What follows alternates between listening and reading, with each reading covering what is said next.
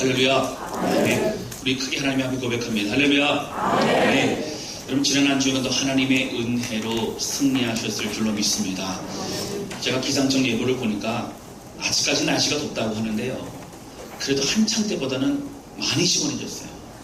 하나님 늘 감사하며 살아가시기를 주님 이름으로 축원합니다. 저는 개인적으로 좋아하는 말씀들이 참 많이 있습니다. 그런데 성경의 말씀 다 좋아하지만 어떻게 보면 욥기라든가 이런 말씀은 사실 좀 읽기가 부담스럽습니다. 그리고 욥기는 고난에 대해서 많이 나와 있죠. 욥은 그 누구보다도 많은 고난을 받은 사람입니다. 그러니까 읽다 보면요, 그 고난에 고스란히 제 마음관이 느껴지는 것 같아서 읽기가 부담스럽고, 혹시 읽다가 그 고난에 찾아오면 어떻게 하나 겁도 나기도 하고 막 그렇습니다. 그러나 고난 속에도 함께 하신 하나님은 은혜와 평강을 주시는 하나님이신 줄로 믿습니다. 당장 읽고 묵상할 때는 힘들지만 그래도 읽고 묵상해야 합니다. 저는 개인적으로 사도행전의 말씀을 참 좋아합니다. 묵상할 때마다 사도행전에서 주시는 뜨거운 은혜와 열정을 느낄 수가 있습니다.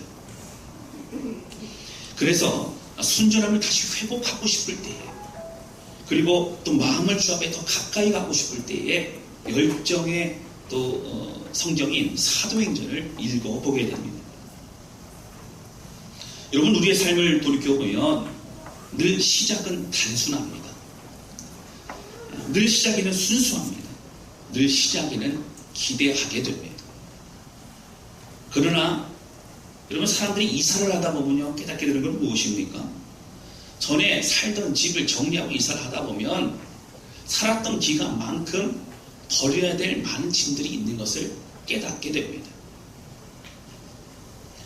짧게 2년, 3년을 살아도 그만큼 짐은 많아지게 되고, 어디 구석구석에서 버려야 될 짐들만 더 찾게 되는 것입니다. 오늘날 한국교회는 버려야 될 짐들이 많이 있는 것만 같습니다. 무엇이 중요하고 무엇을 가지고 가야 될지를 모를 때가 많이 있는 것 같습니다.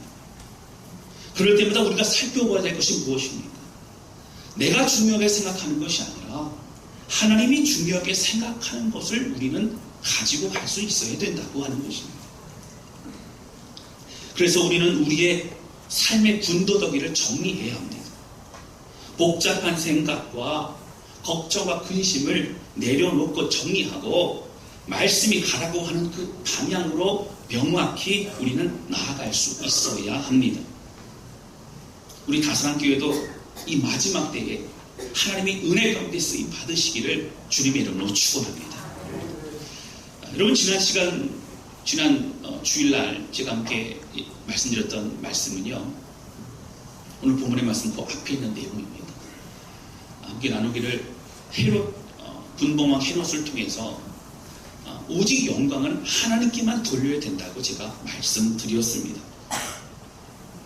헤롯의 모습을 통해서 교만했던 그가 결국 징계를 받고 그는 죽게 됩니다. 사도행 13장서부터 시작되어진 본격적인 이방인 선교 전에 하나님의 헤롯이라고 하는 사람을 통해서 오직 모든 것은 하나님께만 영광을 돌려야 된다고 우리에게 경각심을 일깨워주고 있는 것을 볼 수 있습니다. 우리는 오직 영광은 하나님께만 드려야 합니다. 지난 시간에 이어서 오늘은 이방인 선교를 본격적으로 하게 되어지는 이제 안디옥 교회, 그리고 특별히 1차 선교 여행을 출발하는 바울과 바나바의 이야기를 말씀드리고자 합니다. 우리 이 말씀을 통해서 안디옥 교회는 어떤 교회였는가? 우리는 어떻게 안디옥 교회를 본받아야 되는가? 그리고 또 하나님 앞에 쓰임받는 사람들은 어떤 사람들인가? 함께 살펴보기를 원합니다. 오늘 본문의 말씀 배경은요, 분봉왕 헤롯이 있을 때에 지난 시간 사도행전 12장을 통해서 예루살렘에는 많은 핍박이 있었다고 말씀드렸습니다.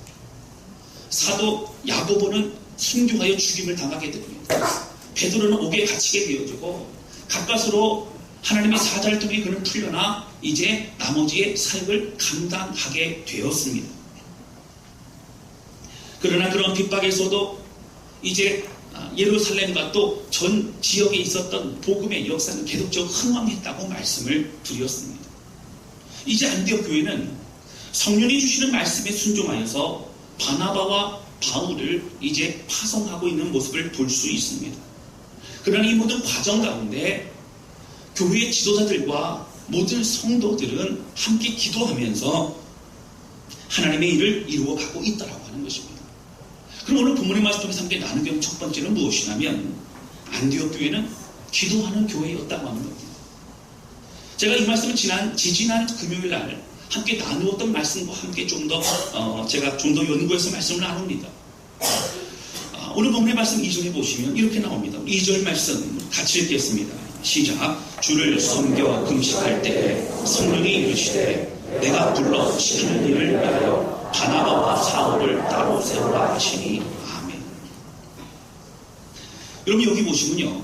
바나바와 바울을, 이 사울은 사도 바울을 말합니다. 바나바와 바울을 따로 세워서 파송하라고 주님은 말씀하십니다. 이제 바울의 입장에서 볼 때는 바울의 선교 여행의 1차 선교 여행이 시작되고 있는 것입니다. 근데 이 모든 사역을 진행하면서 안디옥 교회의 특별한 모습을 볼 수 있습니다. 바로 이것은 무엇이냐면 안디옥 교회는 기도하는 공동체였다고 하는 것입니다. 이 기도하는 공동체라는 의미는 성도들이 열심히 뜨겁게 기도했다는 얘기도 됩니다. 각자 뜨거운 기도를 했다는 얘기도 될 수 있습니다. 그러나 공동체적으로 기도했다는 겁니다. 하나님이 우리 공동체를 향해서 어떤 뜻이 있으신지, 어떻게 우리가 나아가길 원하시는지를 함께 기도하며 주의 뜻을 찾았다라고 하는 것입니다. 그래서 2절에 보시면 주를 섬겨 금식할 때라고 나옵니다. 각자의 생각대로 기도하는 것이 아닙니다. 하나님의 뜻을 찾기 위해 주님이 원하시는 기도한 겁니다. 주를 섬기며 섬겨 금식하며 기도했다고 성경은 우리에게 말하고 있습니다. 그들은 하나님이 어떻게 안디옥 교회를 이끄시는가에 대해서 늘 기도하며 그 방향을 찾아나가고 있는 것입니다. 그리고 순종하여 그 일을 감당하고 있습니다. 여러분 사실 바나바와 바울은요, 사도행전 11장에 보면 이제 안디옥 교회를 세운 사람들을 통하여서 안디옥 교회에 놀라운 복음의 역사가 이제 있다라는 소식을 예루살렘 교회에 듣게 되지 않습니까? 그래서 파송한 사람이 바나바라고 하는 사람이었습니다.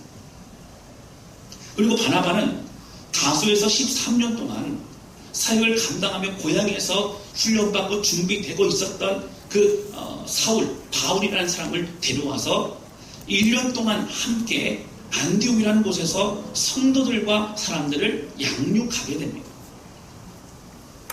여러분 그들은요 열매를 맺게 됩니다. 그리고 삶이 변합니다. 그러다 보니까 사도행전 11장에 보시면 26절에 이렇게 나옵니다. 그들이 처음으로 그리스도인이라고 하는 그런 호칭들을 듣게 됩니다. 바로 그것은 믿지 않는 사람들을 통하여 그 소식을 듣게 됩니다. 그 호칭을 듣게 됩니다. 그들의 삶은 변했습니다.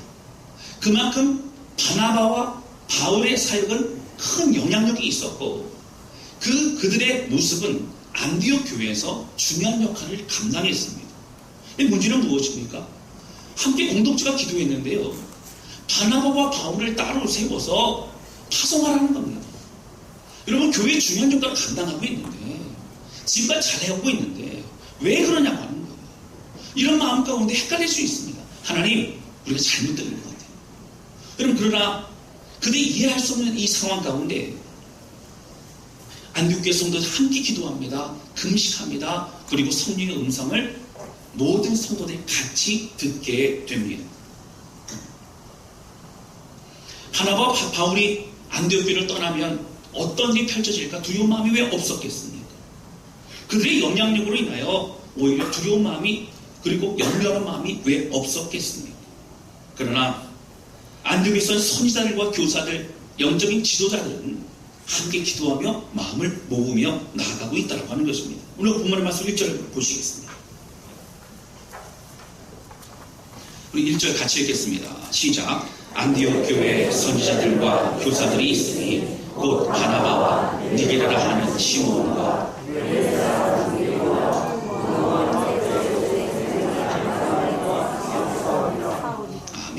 여러분 이제 안디옥교회 지도자가 몇 명이에요? 여기 보시면 잘 보셔야 되는데요.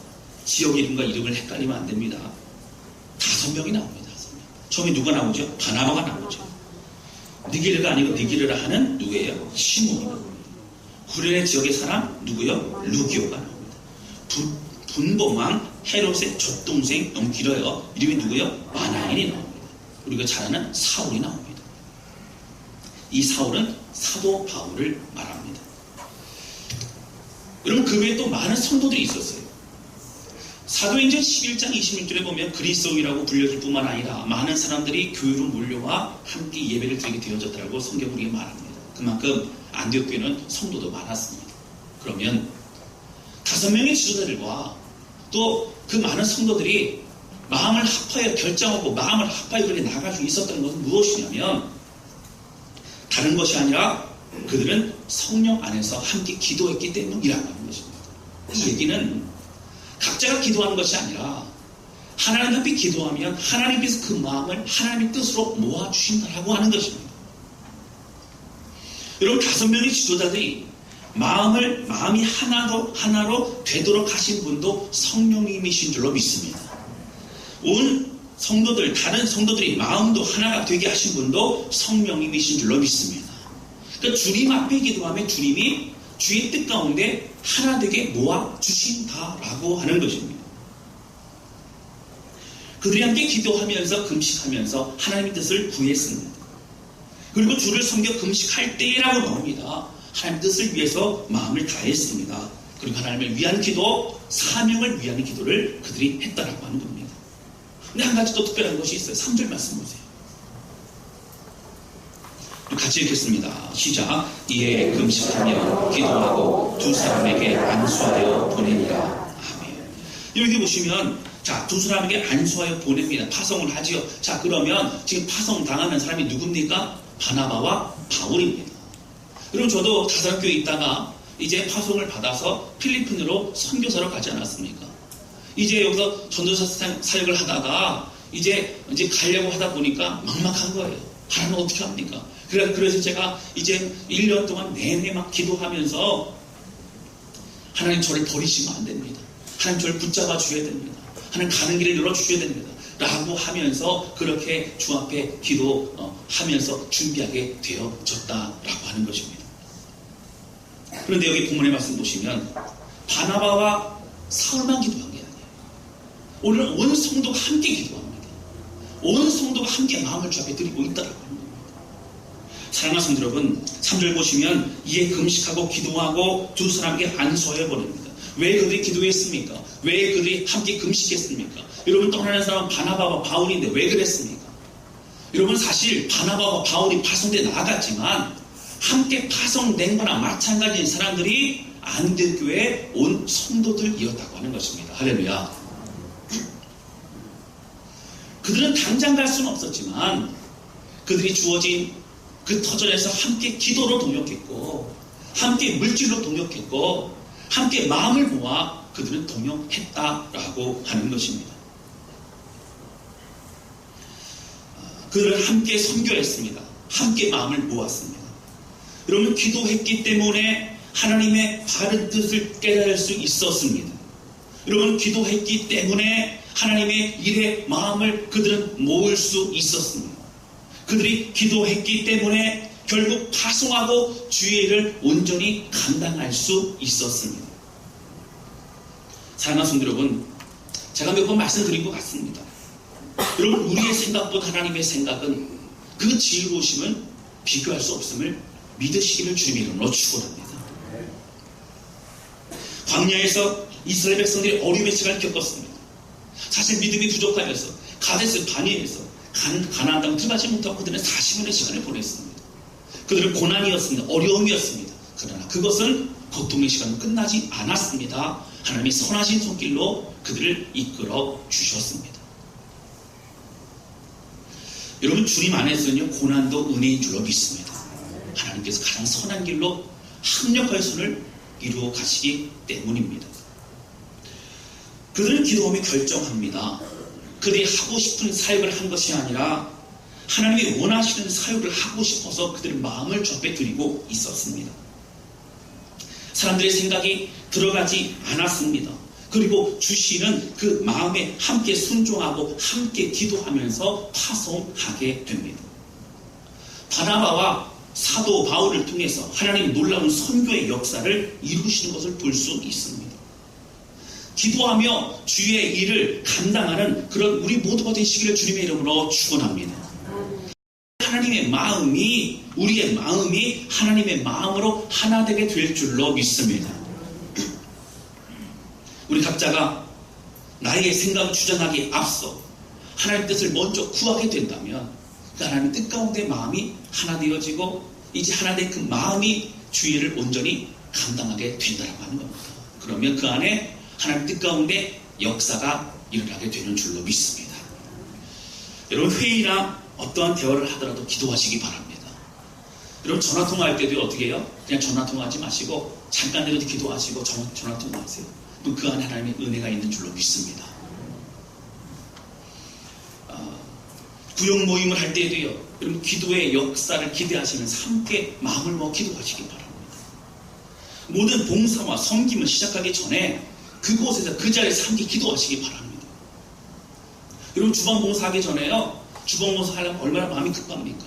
밥을 언제 올려야 될지 이제 뭐 그런다 그래요.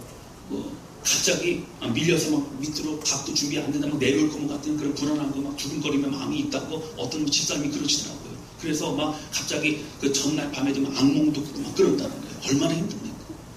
여러분, 사실 주방봉사하기 전에 어떻게 함께 모여서 주여, 우리가 하는 이 봉사를 통하여 하나님 영광 받으시고 이걸 통하여 우리 모두 하나 되어 기쁨의 영의 양식도 육의 양식도 먹게 하옵소서 기도하시기를 주님의 이름으로 축원합니다. 그럼 바깥에서 안날씨도 마찬가지예요. 그냥 사람들 반가우는 것보다 먼저 어떻게 모여서 기도하세요. 한 분이라도 먼저 기도하십니다. 하나님, 우리 얼굴이 천사의 얼굴같이 보여지게 해주시고 우리를 통해 먼저 은혜 받게 도와주시고 하나님, 우리를 통하여 지나가는 사람들도 교회 안으로 들어오게 하옵소서. 할렐루야. 그래서 들어오신 분들이 앞으로 더 많아질 줄로 믿습니다. 성가대도 연습할 때 그렇게 이미 하고 계신 줄로 저는 압니다. 모든 것이 마찬가지입니다. 내가 하고 있는 것이 하나님의 뜻 안에서 하나님을 위해서 하는 봉사와 섬김인 것을 우리는 알아야 된다고 하는 거예요. 교사들도 마찬가지입니다. 아이들 반갑고 아이들에게 친근하게 하는 건 중요하지만 먼저 시간 전에 모여서 기도하고 하나님, 우리는 아무 힘 없습니다. 하나님이 능력 주셔야 합니다. 아이들 마음도 열어주셔야 합니다. 요즘 빠지고 안 나오는 아이들도 마음을 열고 나올 수 있어야 합니다. 하나님의 기도만 의지할 때에 주께서 우리 가운데 크신 역사 이루어 주신 줄로 믿습니다.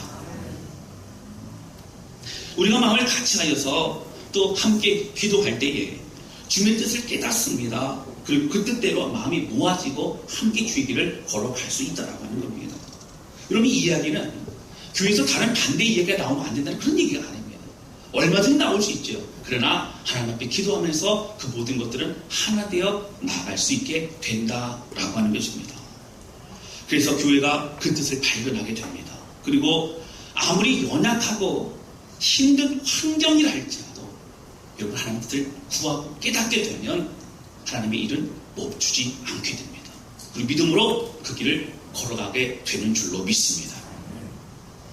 이 마지막 때에 마음껏 주의 쓰임받는 안디옥 교회 같은 다스런교회가 되는, 기도하는 교회가 되는 우리 모두가 되시기를 주님의 이름으로 축원합니다. 두 번째 함께 나누기 원하는 것은 나는 어떤 섬김의 사람이냐고 하는 것입니다.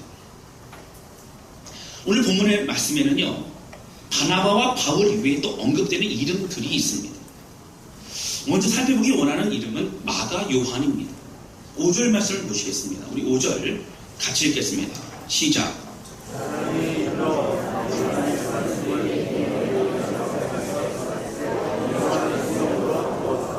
아멘. 여기 보시면 살라미에 이르러 하나님의 말씀을 유대인의 여러 회당에서 전할새 요한을 수배인문으로 두었다. 여러분, 사실 1차 선교 여행 때입니다. 바울과 바나바는 어디를 중심으로 이제 복음을 전했냐면요, 그들은 유대인들이 모여있는 회당이라는 곳에서 먼저 복음을 전합니다.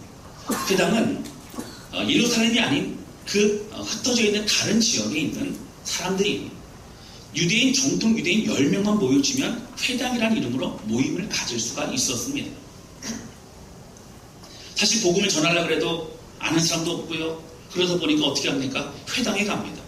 정통 유대인, 바리새인 중에 바리새인이 바로 사도 바울이었습니다. 사도 바울은 그곳에 가서 구약 성경 이야기를 합니다. 그리고 구약 성경 이야기를 하면서 이 구약에 이스라엘서 또 모든 곳에 예언되어 있는 그 메시아가 바로 예수 그리스도라고 그는 선포합니다. 그래서 믿고 있었던 유대인들에게 복음을 전하여서 그리스도인 되게 만드는 그런 사역들이 주로 된 것이 1차 선교 여행의 모습이기도 했습니다. 근데 어쨌든 1차 선교 여행 때에 누가 함께 가냐면 이제 마가라고 하는 요한이 갑니다. 본명은 요한입니다. 우리가 알고 있기는 마가라고 불려지는 그 이름을 우리는 알고 있습니다. 그리고 오늘 본문 말씀 맨 위에 있는 사도행전 12장 25절에 보면 이렇게 나옵니다. 바나바와 사울이 부조하는 일을 마치고 마가라 하는 요한을 데리고 예루살렘에서 돌아오니라. 바나바는 마가의 삼촌이었습니다.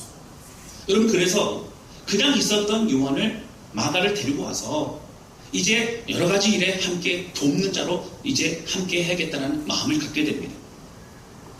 그리고 이제 사도행전에 보게 되어지면 1차 선교 여행과 함께 마가, 요한, 마가는 함께 출발합니다. 근데 문제가 생겼어요.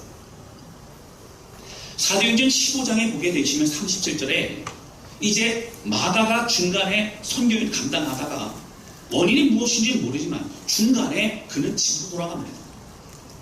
이 일로 인해서 사실은 바나바와 이제 바울 사이에 갈등이 생깁니다. 1차 선교 여행은 어쨌든 출발했으니까 잘 마무리하고 감당해서 들어옵니다. 그리고 선교 보고를 합니다. 근데 선교 보고를 들었던 마가는 마음 가운데 내가 없었지만 놀라운 일이 생길 걸 보면서 이제 같이 가고 싶은 마음이 들게 됩니다.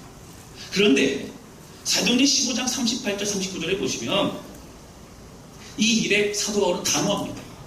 중간에 일을 마치지 않고 그리고 끊어버린 바로 이 마가는 데리고 갈 수 없다는 거예요. 책임감이 없다는 거예요. 그래서 안 된다라고 단호하게 얘기합니다. 그 가운데 용서하자라고 하는 바나바와 안 된다라고 말하고 있는 바울과 사이에 갈등이 생기고 그들은 다투어 헤어지게 됩니다. 39절에 보시면 이제 바울은 신라라고 하는 사람을 데리고 2차 선교여행을 출발하게 되어지고 바나바는 마가를 데리고 다시 출발하게 됩니다. 그런 일이 펼쳐집니다. 여러분, 1차 선교여행 당시에 갑자기 이제 선교 일을 감당하다가 집으로 돌아가 버린 마가를 보면서 얼마나 마음에 황당한 마음이 들었겠습니까? 얼마나 마음이 힘들었겠습니까? 마가는 수행원으로서의 도움을 주기보다는 오히려 힘들게 한 사람이었습니다. 여러분, 사실 1차 선교여행 때 굉장한 하나님의 역사가 있었죠. 마가가 좀 더 함께 했다면, 마가가 좀 더 힘을 더 보탰다면 얼마나 더 큰 역사가 일어났을까, 그런 아쉬움이 있다라고 하는 것입니다. 여러분, 그건 나중에 어떻게 됩니까? 이제 선교여행을 다녀오게 됩니다.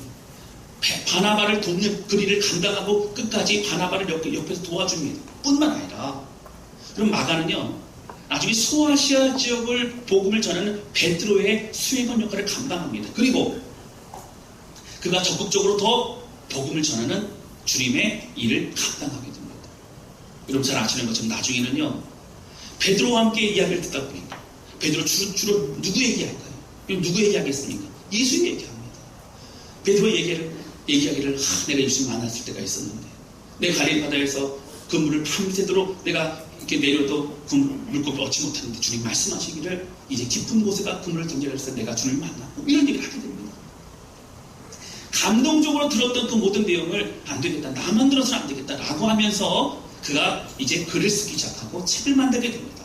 바로 그것이 무엇이냐면 마가 복음입니다. 마가라고 했던 사람은 사실 선교의 팀 사역도 제대로 감당하지 못했던 힘들게 했던 사람이었지만 나중에 하나님은 그 인생을 책임지시고 인도해 주셔서 가장 하나님의 복음을 전할 수 있는 근거인 마가복음을 만드는 그런 저술한 사람으로 사용하고 있다고 하는 것입니다. 사랑하는 성도 여러분, 우리가 알고 있는 사복음서가 있습니다. 뭐죠? 마태복음, 할렐루야, 네. 마가복음, 누가복음, 요한복음이죠. 그 사복음서 가운데 제일 먼저 쓰여진 책이 어떤 책일까요? 맞습니다. 마가복음이에요. 할렐루야. 마가복음이에요. 이 성경을 보시면 요한복음은 그 세 복음서가 쓰여진 이후에 한참 뒤에 쓰여집니다. AD 한 90년경에 쓰여지기 때문에요. 그럼 앞에 책들은 AD 한 45년경, 50년 이렇게 쓰여집니다. 근데 연대기로 볼 때 책의 구성 자체가 마태복음과 누가복음도 마가복음과 비슷합니다. 왜 그렇습니까? 성경학자들은 마가복음이 쓰여진 그 책을 보고 참고로 하여서 자신들의 생각과 기억을 더 토대로 하여서 쓴 책들이 마태복음과 누가복음이라는 거예요. 그만큼 마가복음의 그 중요성은 대단하다고 하는 것입니다. 그것을 저술한 사람이 마가였습니다.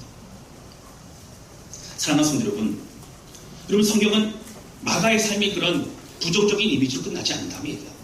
하나님 기필코 그를 오히려 큰 하나님의 역사의 현장에 쓰임받는 도구로 사용하고 있으신 것을 볼 수 있다고 하는 것이죠.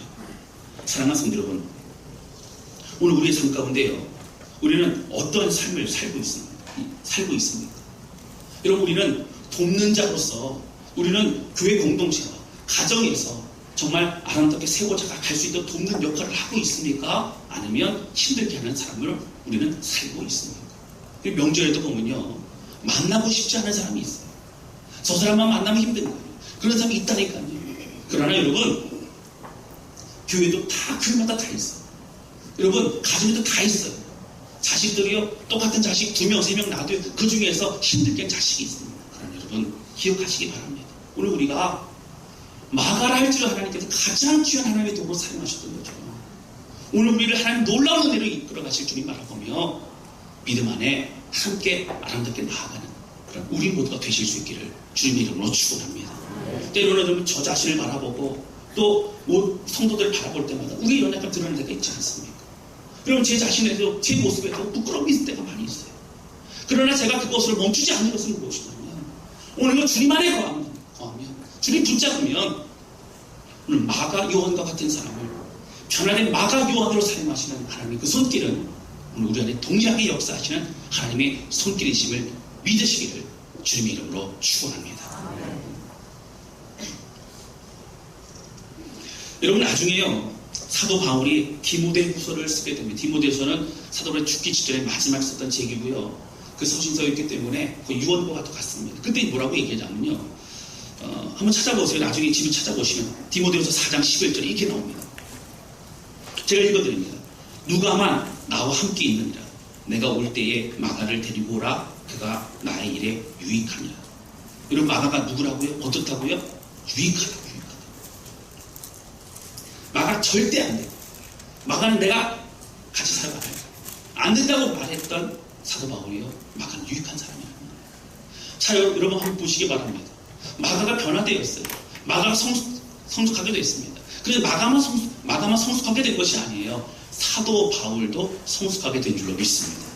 처음에는 원리 원칙 그런 사람이었습니다. FM이었죠. 그런데 일 중심적인 것보다 이제 사람 중심 그리고 사랑이 중심인 사람으로 더욱더 변화되어 가게 되어졌다고 하는 것입니다.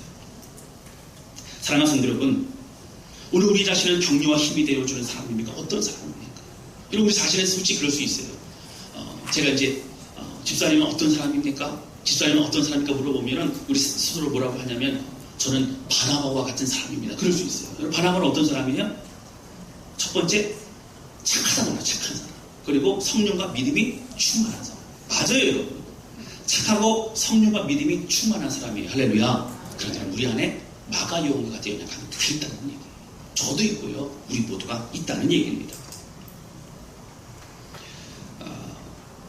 사실 그래서 우리는 서로에게 누구도 정죄할 수 없는 것은 우리 연약함이 다 있기 때문입니다.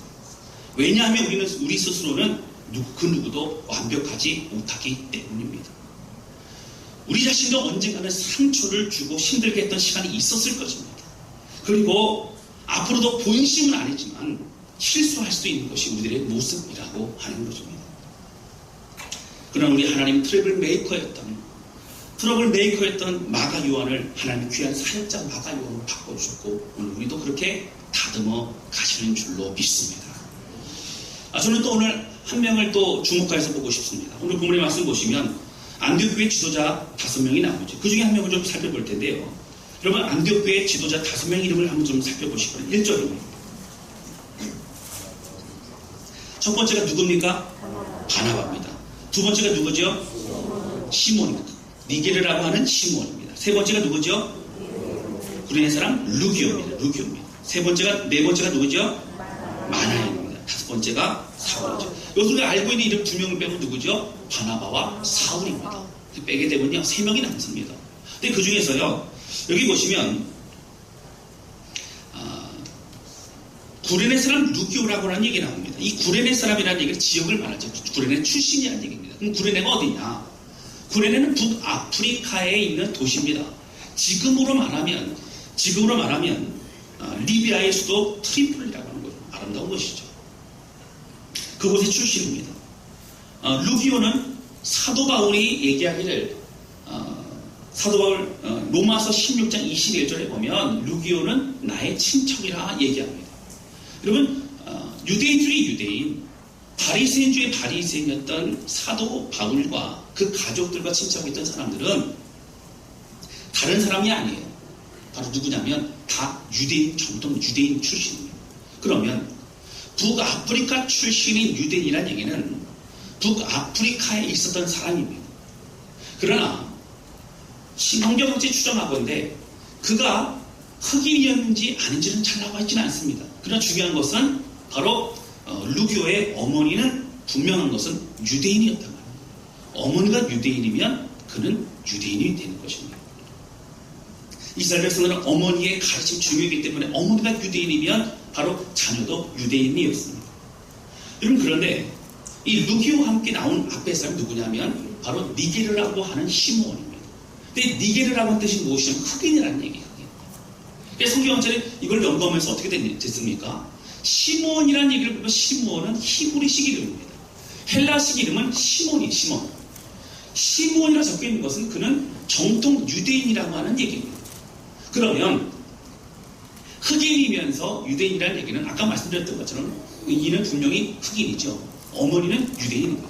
어쨌든 간에 이는 유대인으로서 바로 하나님을 섬기는 사람이었어요. 근데 그거 어떻게 됐습니까? 복음을 알고 있고요. 안디옥교회 지도자가 됩니다. 이제 추정하건대 그리고 성경 연구하면서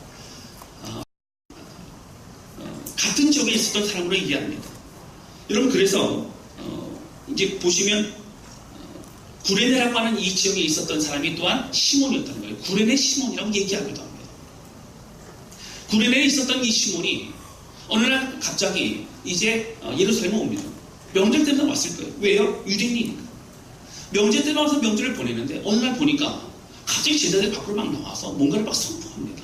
얘기를 들어보니까 바로 사도행전 2장에 나오는 성령의 충만함 이후에 있었던 복음을 전하는 시간이었습니다.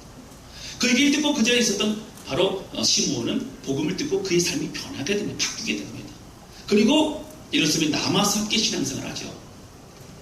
그러다가 여러분 잘 아시는 것처럼 스데반 집사가 순교를 당하고 본격적인 핍박을 시작할 그때에 그가 그곳을 떠나 다른 곳으로 가게 됩니다. 도착한 곳이 어디라고요? 안디옥이라고 하는 겁니다. 사도행전 11장에 보면 안디옥에 대한 얘기가 나오는데요. 거기 보시면 구레네 사람들이라고 나옵니다. 구레네 사람들이 어떻게 해요? 안디옥 교회를 세우게 되는 그런 일들을 말합니다. 그럼 구레네 사람들이라고 하는 그 들에 누가 들어갑니까? 시몬이 들어가고요. 루기오가 들어간다고 합니다. 그래서 그들은 안디옥 교회 중요한 지도자 역할을 감당하고 있다고 합니다. 사랑하는 성도 여러분, 그런데요, 오늘 우리가 구레네 시몬이라고 하면 누가 생각나지 않으십니까? 혹시 생각나는 사람 없으십니까? 맞습니다, 여러분. 이 구레네 출신의 시몬이라는 이 사람은 예수님이 십자가를 지고 골고다를 건너가실 그때에 자꾸 넘어지시니까 군병이 어떻게 합니까? 당신 일로 와봐 라고 얘기해서 이 십자가를 지고 올라가라고 얘기합니다. 여러분, 로마 제국의 법에 로마 군병이 무엇인가를 들고 가라고 얘기하면 적어도 몇 리를 가야 된다고요? 5리를 가야 됩니다. 어쩔 수 없습니다. 어깨에 메고 올라갑니다. 그러나 성경 분명히 말합니다. 그때에 구레네 시므온은 억지로 십자가를 지었다라고 성경 우리에게 말합니다. 그리고 그는 나중에 이제 오순절의 역사와 함께 그런 예수 그리스도의 복음을 접하게 되어지고 그런 인생이 바뀌게 됩니다. 사랑하는 성도 여러분, 구레네 시몬은 억지로 십자가를 지었던 사람이지만 그런 복음을 듣고 내가 지었던 이 십자가가 정말 예수 그리스도 나를 구원한 주님의 십자가였다고 깨닫습니다. 그리고 이제는 억지로 지어지는 십자가가 아니라 남은 인생을 주를 위해서 기꺼이 메고 걸어가는 십자가의 삶을 살게 되어졌다고 하는 것입니다. 사랑하는 성도 여러분, 오늘 우리가 교회를 나오면서도요, 우리가 주의를 감당하면서도 어쩔 때는 억지로 지는 십자가를 질 때도 많이 있다고 하는 거예요. 이런 남자 성도들 중에는 그런 분들이 있다고 해요. 제가 들은 얘기입니다. 지금은 바뀌었지만 옛날에는 교회에 안 나가면 그렇게 그냥 들들 볶는다는 거예요. 그래서 가정의 평화를 위해서 교회에 열심히 나가줬다는 거예요. 그래서 안 나가면 일주일에 한 번도 못 나가면 그 한 시간도 못 참냐 라고 해서 이제 교회를 나와서 열심히 예배를 드립니다. 그런데 어떤 거예요? 내 십자가가 아니죠. 억지로 짊어지는 남의 십자가 지고 가는 시몬 같은 그런 모습이라고 하는 것이죠. 다른 것도 마찬가지입니다. 모두 봉사와 섬김도 하기 싫은데 힘든 건데 억지로 어쩔 수 없으니까 남의 눈이 의식이 되니까 라고 하면서 짊어지는 십자가도 우리 가운데 있을 수 있다라고 하는 것입니다. 사랑하는 성도 여러분, 그러나 오늘 구레네 시몬은요, 억지로 졌던 그 십자가를 나중에는 생명받쳐 주 앞에 나아가는, 기꺼이 짊어지고 나아가는 십자가의 사람이 되고 있는 것을 볼 수 있다라고 하는 것이죠. 안디옥 교회 지도자로서의 역할을 감당합니다. 여러분, 이름이 나열될 때 앞에서부터 나오는 사람의 영향이 더 크다고 말씀드렸어요. 바로 바나바 뒤에 누구 이름이 나온다고요? 니게르라고 하는 시몬, 바로 구레네 시몬이 나오고 있는 것을 볼 수 있습니다. 사랑하는 성도 여러분, 오늘 우리는요, 가정에서나 교회에서나 마가 요한과 같은 상투를 주는 사람, 아니면 팀워크를 깨는 사람이 있을 수 있어요. 여러분, 우리의 삶에는요, 구레네 시몬과 같이 아직 억지로 죄를 감당하는 사람이 있을 수 있어요. 그게 누구가 아니라 바로 우리 자신이기도 하고 우리 연약함과 우리의 숨어있는 모습이기도 하다라고 하는 것입니다. 사랑하는 성도 여러분, 그러나 오늘 주님 안에 있으면 오늘 주님 우리를 포기하지 않는 것입니다.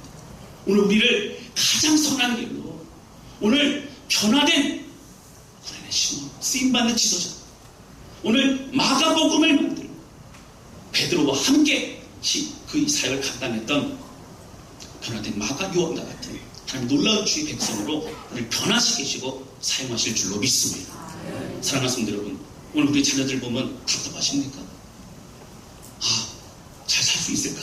이렇게 잘하다면 잘 살 수 있을까? 그럼 이 얘기 제 얘기이기도 해요.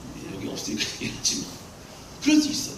그러나 하나님은 분명히 우리 자녀도 책임지시고 놀랍게 사용하실 줄로 믿습니다.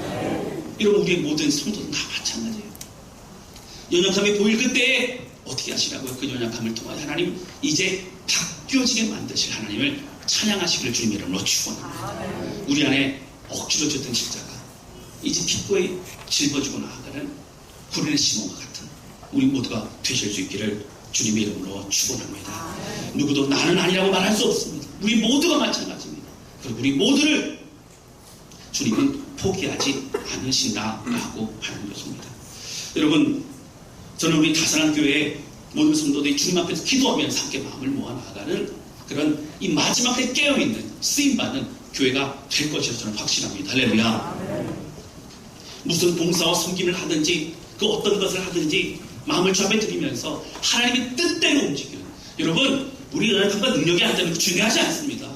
주님 방향과 비전만 있다면 나아가면 됩니다. 그럼 힘도 주시고 능력도 주시고 물질도 주시고 사람도 보내주시고 함께 하실 줄로 믿습니다.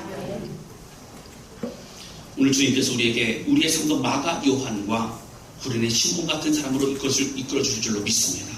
이 사실 기억하면서 요한복음 15장에는 말씀과 같이 가지가 그 나무에 붙어있는 것처럼 주의 은혜로 인해 충만하게 은혜를 받고 믿음에 더욱 한 걸음 한 걸음 달려나가는 그런 우리 모두가 되실 수 있기를 주님의 이름으로 축원합니다. 이제 광고 말씀드리겠지만 다음 주에 여러분 선교 바자회에 있습니다. 어떤 분은 벌써 돌아왔네. 여러분 1년에 한 번 저희가 하죠. 선교 바자회. 특별한 거 없는 것 같죠? 그럼 아닙니다. 우리가 섬기고 동참하고 함께하는 것으로 인하여 한 영혼이 저 돌아오게 되는 줄로 믿습니다. 여러분 그래서 딴 때보다 더 많이 드시고 더 많이 사시고 그리고 전 이거 필요 없는데요. 여러분 필요 없으면 더 사세요. 나누어 주시면 돼요. 할렐루야. 전도로 나누어 주시면 됩니다. 그래서 내년부터는 더 많은 그런 열매들이 맺혀서 좀 하나님 앞에 또 선교로 더 크게 쓰임받는 우리 모두가 되실 수 있기를 주님의 이름으로 축원합니다. 이 시간에 함께 좀 찬양 좀 드렸으면 좋겠습니다. 여러분 이 찬양은요 제가 참 좋아하는 찬양입니다. 이 찬양의 가사를 보게 되어지면 가사를 통해 주시는 하나님의 비전이 우리의 비전이 되고 있는 것입니다. 이 찬양은 이제 2019년도 회개가 시작되어지면 파송 찬양과 함께 부를 찬양입니다.